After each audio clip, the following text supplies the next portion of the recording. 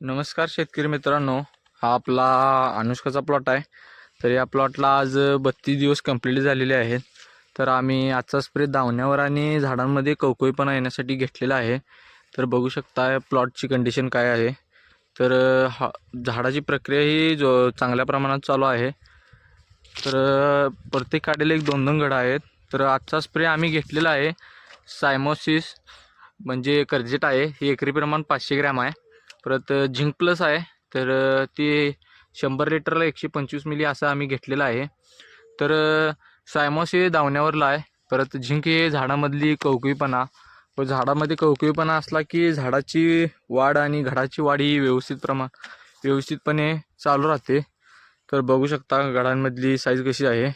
तर अनुष्काची सर्व माहिती पाहण्यासाठी आपल्या चॅनलला सबस्क्राईब करा व फॉलो करायला विसरू नका। तर धन्यवाद मित्रांनो।